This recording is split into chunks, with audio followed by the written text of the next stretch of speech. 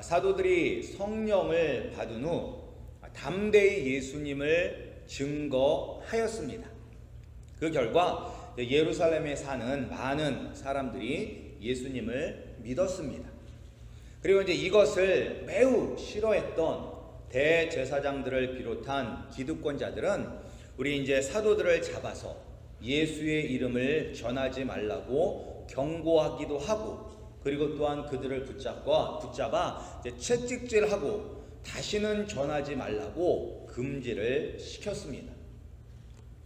그럼에도 불구하고 예수님을 믿는 제자들은 더 많아지므로 초대교회는 계속해서 부흥을 경험하고 있었습니다. 그런데 이제 이 교회가 점점 커지다 보니까 문제가 생기기 시작했습니다.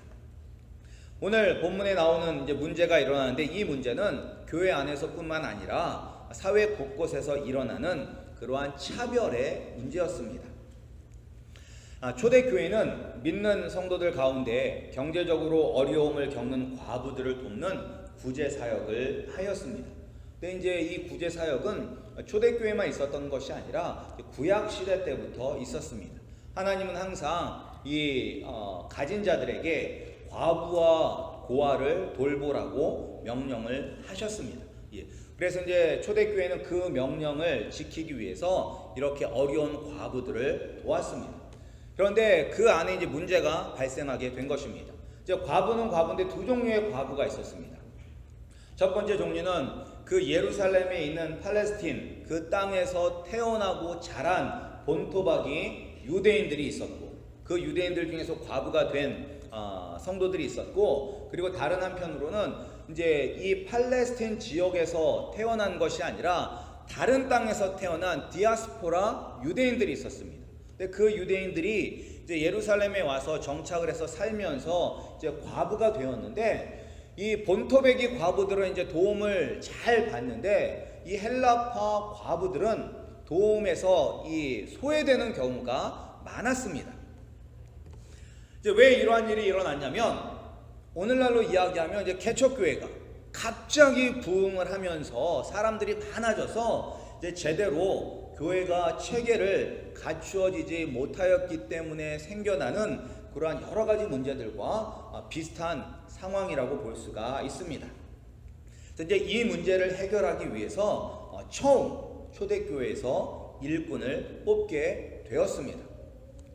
근데 이제 일꾼이 필요한 이유가 이제 성경에 나오고 있습니다. 왜냐하면 이제 이 사도들이 갑자기 이제 교회가 막 부흥을 하게 되니까 사도들이 과도한 업무를 맡게 되므로 자신들이 해야 할 중요한 일을 하지 못하는 경우가 생겼습니다. 이제 사도들이 가장 해야 할 중요한 일이 무엇인지 그것이 이제 4절에 나와 있습니다. 우리 4절을 함께 읽겠습니다. 우리 4절 말씀을 함께 읽겠습니다. 우리 4절입니다. 함께 읽습니다. 우리는 오로지 기도하는 일과 말씀 사역에 힘쓰리라 하니.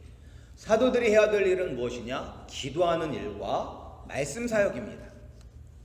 하나님의 나라를 위해서 기도해야 되고, 또 그 하나님의 나라를 이 땅에서 이루어가는 교회를 위해서 기도해야 되고, 그리고 성도들을 위하여 기도해야 하는 것이 사도들이 해야 될 일이었습니다.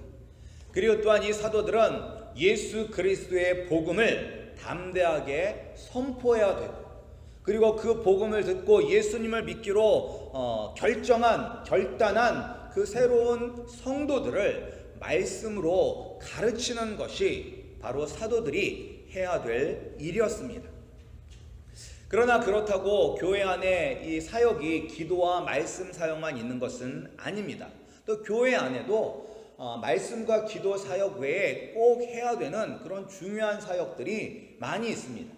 본문에 나오는 것처럼 구제도 해야 되고, 우리가 또 예배 가운데 찬양도 해야 되고, 선교도 해야 되고, 친교도 해야 되고, 우리가 또한 새로운 사람들이 오면 우리가 새 가족을 잘 환영하기도 해야 되고, 그리고 행정, 재정 등등 이 모든 사역들은 다 교회에 꼭 필요한 사역들입니다.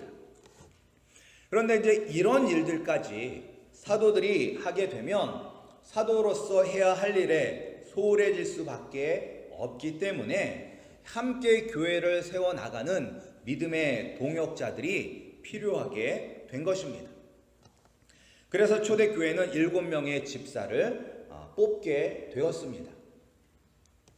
근데 세상에 이런 일이 있습니다. 인사가 만사다. 인사가 만사다.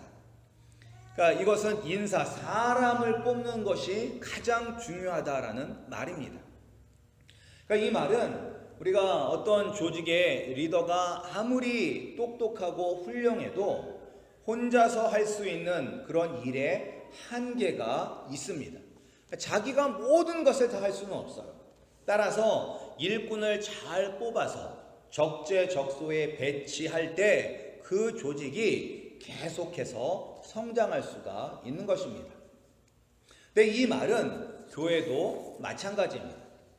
그래서 우리가 교회도 어떤 사람이 목사가 되느냐, 어떤 사람이 장로가 되느냐, 안수집사가 되느냐, 권사가 되느냐에 따라서 교회가 더 큰 부흥을 경험할 수도 있고 교회가 힘들고 어렵고 무너질 수도 있는 것입니다. 그렇다면 우리 초대교회는 7명의 우리 집사를 뽑았는데 잘 뽑았을까요? 아주 좋은 사람으로 잘 뽑았을까요? 거기에 대한 결과가 우리가 7절에 나와 있습니다. 우리 7절을 함께 읽겠습니다. 우리 사도행전 6장 7절 말씀입니다. 우리 7절 말씀 함께 읽겠습니다. 시작. 하나님의 말씀이 점점 왕성하여 예루살렘에 있는 제자의 수가 더 심히 많아지고 허다한 제사장의 무리도 이 도에 복종하니라. 그러니까 7 집사가 너무 일들을 잘 감당을 하니까 사도들은 더 말씀을 전하는데 전심전력할 수가 있었기 때문에 교회는 계속 부흥하게 된 것입니다. 따라서 이제 이 7 집사님들은 아주 좋은 일꾼들이 되었는데, 그렇다면 이제 어떤 일꾼이 하나님의 몸된 교회를 더욱 견고하게 세울 수 있을까요? 분명히 기준을 가지고 뽑았을 거거든요. 이 초대교회를 세울 때 얼굴이 잘생긴 사람, 얼굴이 이쁜 사람, 그 기준은 아니었을 것입니다. 만약에 그 기준이면 우리 성도님들이 다 높은 자리를 아마 하셨을 것 같아요. 다 미남이고 미인이시기 때문에. 별로 안 웃으시네요. 당연한 걸 뭘 얘기하냐, 뭐 이런 그런 얼굴 표정이신데, 근데 이제 얼굴이 잘생긴다고 교회 일꾼이 되진 않습니다. 그런데 이제 분명히 그 기준이 있는데, 그 기준이 뭐냐면 3절에 나와 있어요.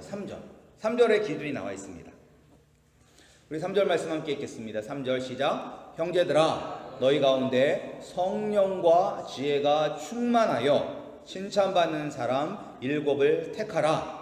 우리가 이 일을 그들에게 맡기고. 그래서 오늘 본문에 이 일꾼의 기준이 있는데, 어떤 사람이 일꾼이 될 수가 있냐면 성령과 지혜가 충만하고, 그리고 사람들에게 좋은 평판을 받는 사람이 일꾼이 될 수 있는 자격이 있다는 것입니다. 그런데 이제 성령과 지혜가 충만, 평판이 좋은 사람으로만 이야기하면 이게 약간은 뜬구름 잡는 것 같은 그런 이야기로 들릴 수가 있습니다. 그래서 좀 더 구체적으로 이 일꾼에 대한 기준이 나와 있는데, 어디에 나와 있냐면 디모데전서 3장 1절부터 13절, 그리고 디도서 1장 1절부터 9절까지 나와 있어요. 디도서 1장 5절부터 9절.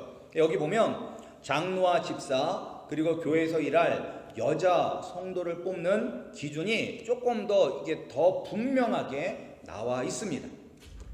그래서 이 기준에 합당한 사람들이 바로 성령과 지혜가 충만하고 좋은 평판을 받는 사람들일 것입니다. 그래서 제가 디모데전서와 디도서를 보니까 이것을 크게 나누어 보면 이런 사람들이 성령과 지혜가 충만하고 평판이 좋은 사람이에요. 어떤 사람이 먼저 첫 번째로 책망할 것이 없는 사람입니다. 책망할 것이 없는 사람. 이 책망할 것이 없는 사람에는 또 무엇이 포함이 되냐면 방탕하지 않은 사람. 방탕하다는 비난을 받지 않는 사람입니다. 그래서 방탕한 사람이 어떤 사람이냐? 또 여기에 보면 구체적인 예로 어떤 사람이 나왔냐면 술을 즐기는 사람은 교회 일꾼이 될 자격이 없다라고 나와 있어요. 술을 즐기지 아니하는 자라고 나와 있어요. 근데 이제 왜 술 먹는 거 가지고 얘기를 하냐면 그것은 절제하지 못하고 자신의 육체의 즐거움을 위해 사는 사람이 되기 때문에 세상 사람들에게 평판이 좋은 것이 아니라 비난을 받을 수가 있기 때문인 것입니다. 그런데 이제 우리가 사회생활 하다 보면 정말로 그런 술자리 같은데 갈 수도 있고 거기 가면 꼭 교회 다니는 사람들이 있어요. 그러면서 너만 교회 다니냐? 나도 교회 다닌다. 예, 괜찮어, 먹어 막 이렇게 강요하는 사람들이 있습니다. 예. 그래서 우리가 정말로 내가 연약해서 한번 넘어질 수도 있습니다. 한번 넘어질 수 있어요. 근데 중요한 것은 무엇이냐? 한 번이 두 번이 되고 두 번이 세 번이 되고 세 번이 습관이 되어서 나중에는 내가 어떤 사람이 되느냐? 내가 술자리 가서 먹어, 너만 교회 다녀, 나도 교회 다녀, 괜찮아 라고 이렇게 이야기하면서 믿음이 연약한 사람을 실족하게 만드는 사람이 내가 될 수가 있어요. 그런데 그런 사람은 예수님이 뭐라고 이야기했어요? 연자 맷돌을 목에다 걸고 빠져 죽는 게 낫다 라고 이야기를 하셨습니다. 이제 그런 사람들은 이제 책망할 거리가 많은 사람이 되는 것입니다. 그래서 우리가 책망받을 일이 없어야 돼요. 삶 속에서나 뭐 여러 가지 행실 속에서. 그리고 또 두 번째로 어떤 조건이 있느냐? 가정생활이 모범이 되어야 돼요. 가정생활. 여기 보면 구체적으로 한 아내의 남편이 되어야 하고 그리고 또한 불순종하는 일이 없는 믿음의 자녀를 두어야 한다라고 나와 있습니다. 그리고 세 번째로는 일상의 삶이 깨끗해야 된다. 모든 일에 충성해야 되고 선행을 좋아해야 하고 그리고 나그네 대접하는 것을 기뻐해야 된다라고 나와 있습니다. 그리고 세 번째로는 돈을 사랑하지 않아야 합니다. 기준이. 특별히 더러운 이익을 탐하지 않아야 한다라고 말씀하고 있습니다. 그래서 우리가 보통 직분자를 뽑을 때 헌금 생활, 특별히 11조를 하는지 안 하는지 그것을 확인하고 11조를 하시는 분들이 이제 후보자가 될 수가 있습니다. 근데 이제 이렇게 이제 헌금 생활을 이 후보의 조건으로 놓으면 간혹 이런 분들이 있죠. 어디 성경에 헌금 생활 하는 사람을 직분자로 세우느냐라고 기록된 데가 있느냐라고 이제 따지시는 분들이 있어요. 근데 이런 분들은 어떤 분들이냐? 자기가 직분자는 되고 싶은데 자기가 11조를 안 하는 사람. 그런 사람들은 자기가 뭐 장로라든지 안수집사는 되고 싶은데 자기가 11조를 안 하기 때문에 그런 규정이 성경에 어디 있느냐라고 따지는 거예요. 그런데 성경에 뭐라고 이야기했냐면 예수님이 얘기하셨어요. 하나님과 재물을 겸하여 섬길 수 없다. 11조 하는 것이 왜 중요하느냐? 11조를 통해서 하나님을 더 사랑하는지 아니면 재물을 더 사랑하는지 알 수가 있기 때문인 것입니다. 그리고 또 이 기준이 무엇이냐? 말씀을 잘 알고 믿음이 있으며 거룩한 사람이어야만 하는 것입니다. 우리가 이것을 어떻게 알 수가 있느냐? 바로 뒤에 이어서 스데반 집사의 이야기가 나오잖아요. 스데반 집사가 어떤 사람이에요? 말씀에 아주 능통한 사람이에요. 다른 사람들과 논쟁을 했는데 도저히 이 스데반이 성령과 지혜가 충만해서 이길 수가 없어요. 그러니까 우리가 이런 사람이 바로 교회 안에서 일꾼이 되어야 하는 것입니다. 그런데 이런 기준에 비추어 보면 오늘날 교회 안에서 이 기준에 도달하지 못하신 분들이 얼마나 많습니까? 사람들에게 비난받고 거룩하지 않은 행실을 하고 세상에서 술 취하고 방탕하고 더러운 돈을 탐하고 가정을 잘 이끌지 못해서 부부간에 불화가 있고 자녀들이 예수님을 믿지 않는 그런 분들이 교회의 직분자가 될 때가 종종 있습니다. 그리고 이런 성경적인 기준에 도달하시지 못하는 분들이 교회의 직분자가 될 때 결국은 교회를 어렵게 하고 성도들을 힘들게 하고 교회를 무너뜨리게 되는 것입니다. 따라서 우리가 어떤 사람을 일꾼으로 세우느냐, 그것이 매우 중요한 것이며, 일꾼을 세울 때 저 사람 나랑 친하니까, 저 사람 내게 잘해주니까 그런 것이 아니라 말씀의 기준에 근거해서 우리가 일꾼을 뽑아야 되는 것입니다. 그런데 이제 지금 우리 아름다운 교회는 우리가 지금 초대교회처럼 막 엄청나게 폭발적인 부흥을 해서 7명이나 되는 집사 장로를 뽑을 그런 상황은 아닙니다. 근데 이제 말씀에 그런 본문이 나왔기 때문에 이 말씀을 드리는 것입니다. 그런데 이제 우리가 이런 직분자가 어떤 기준을 가지고 직분자가 되어야 된다라는 이런 말씀을 드리면 이런 분들이 있죠. 나는 장로 되고 싶은 생각 없다. 나는 안수집사나 권사 이런 직분에 나는 관심이 없다. 따라서 이런 기준들은 나와는 상관이 없다라고 이야기하시는 분들이 있을 수가 있습니다. 그런데 정말로 이 기준들이 내가 직분자가 되기를 원치 않는다고 해서 나랑 상관이 없는 것일까요? 상관이 있습니다. 상관이 있어요. 왜냐하면 우리가 성도라면, 내가 정말로 예수님을 믿는 사람이라면 우리는 다 성장을 해야 돼요. 믿음의 성장이 있어야 돼요. 우리는 예수님을 믿고 구원을 받는 그 순간 영적인 갓난아기로 다시 태어나는 것입니다. 그런데 우리는 항상 갓난아기로만 머물러 있어서는 안 되는 것입니다. 성도는 모두 다 장성한 그리스도의 분량에 이르기까지 성장해야 되는 거예요. 그런데 나는 직분자 되기 싫으니까, 나는 이런 기준들은 나랑 관계가 없다라고 우리가 이야기를 한다면, 솔직하게 그 마음속에 어떠한 마음이 있느냐면, 나는 예수님을 따라가는 제자의 삶을 살기보다는 적당히 세상과 교회에 양다리를 걸치며 살겠다라는 그런 마음이 속에 있는 거예요. 그러니까 이것은 우리가 교회라는 공동체에는 형식적으로는 속해 있지만 예수님과 아무 상관이 없는 사람으로 살겠다라는 그러한 뜻인 것입니다. 우리는 직분자가 되던 되지 않던 이미 하나님의 몸된 교회를 이루는 그러한 구성원이 되어 있습니다. 그리고 하나님께서 우리에게 요구하시는 삶은 바로 초대교회의 일꾼으로 뽑힌 사람들의 자격 요건인 성령과 지혜가 충만하고 좋은 평판을 받는 것이 하나님이 우리에게 요구하시는 삶의 모습인 것입니다. 이것은 모든 성도에게 다 적용이 되는 기준인 것입니다.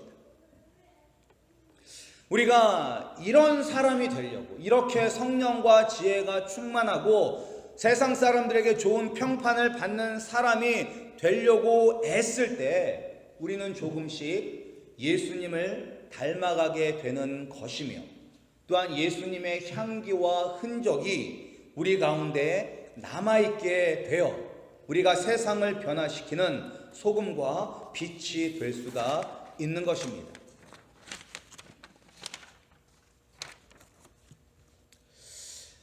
하나님은 지금도 일하고 계십니다. 그리고 교회를 통해서 일하고 계시고, 그리고 그 교회 안에 속해져 있는 우리 성도님들을 통해서 일하십니다. 그런데 우리가 하나님의 몸된 교회를 무너뜨리고 하나님을 근심짓게 하는 일꾼이 되느냐, 아니면 하나님의 몸된 교회를 세우고 하나님을 기쁘게 하는 일꾼이 될 것이냐, 그것은 우리가 결단하고 우리가 선택해야만 되는 것입니다. 오늘날 수많은 그리스도인들이 있지만 많은 분들이 이런 기준에 도달하지 못했다는 것 알고 있습니다. 저도 이런 기준에 아직 도달하지 못했습니다. 그래서 어떻게 보면 참 무서운 이야기지만 예수님께서도 내가 마지막 때에 믿음이 있는 자를 보겠느냐라고 말씀을 하셨어요. 수많은 사람들이 주일날마다 교회를 가지만 과연 그 사람들 가운데 참 믿음 있는 사람을 내가 볼 수 있을까라고 예수님께서 말씀을 하셨어요. 그 말씀은 무엇이냐? 오늘날 우리가 너무 세상과 교회와 양다리를 걸치면서 그냥 그렇게 살아가는 사람들이 너무나 많다는 것입니다. 그리고 하나님의 나라는 흑백이에요. 흑백. 간다 안 간다 둘밖에 없어요. 간다 안 간다 중간에 걸쳐있다 없어요. 하나님 나라에 갈 수 있는 사람은 누구냐? 하나님의 말씀대로 살아가는 사람만이 갈 수가 있는 것입니다. 직분자가 되느냐 안 되느냐 그건 이제 둘째고, 하나님의 말씀대로 사느냐 살지 않느냐 그것이 가장 중요한 것입니다. 그런데 감사한 것은 무엇이냐? 감사한 것은 무엇이냐? 완벽한 사람이 일꾼이 되는 것은 아니라는 것입니다. 완벽한 사람을 일꾼으로 뽑으려면 영원히 뽑을 수 없어요. 영원히 뽑을 수 없어요. 교회 안에서도 마찬가지잖아요. 우리가 뭐 좀 시키면 저는 부족해서요, 좀 더 제가 준비되면 할게요 라고 이야기하는데 평생 준비되지 않습니다. 평생 준비되지 않아요. 왜? 이 세상에 완벽한 분은 누구밖에 없어요? 예수님밖에 없어요. 예수님밖에 없어요. 우리는 죽을 때까지 불완전한 사람들인 것입니다. 그런데 하나님이 우리에게 원하시는 것은 무엇이냐? 우리가 하나님께 쓰임받기 위해서는 이러한 자격이 필요하다는 것을 알고, 그리고 내가 지금 이 자격에 부족하다는 것을 깨달았다면 회개하는 것을 원하십니다. 회개하는 것. 회개하고 다시 일어나 주님, 내가 부족하지만 그래도 이 기준에 맞춰서 성령과 지혜에 충만하고 사람들에게 좋은 평판을 받는 그러한 사람으로 살도록 애쓰겠습니다 라고 하면서 다시 일어나는 그러한 사람을 하나님께서는 원하시는 것이고, 그러한 사람이 바로 하나님을 위하여 귀하게 쓰임받는 일꾼이 될 수가 있는 것입니다. 우리 아름다운 교회, 우리 성도님들은 교회 안에서나 밖에서나 좋은 평판을 얻어 성령과 지혜가 충만하여 어디서든지, 꼭 여기가 아니라도 어디서든지 어디에 있든지 하나님의 몸된 교회에 쓰임받는 귀한 일꾼들이 다 되시기를 주님의 이름으로 축복합니다.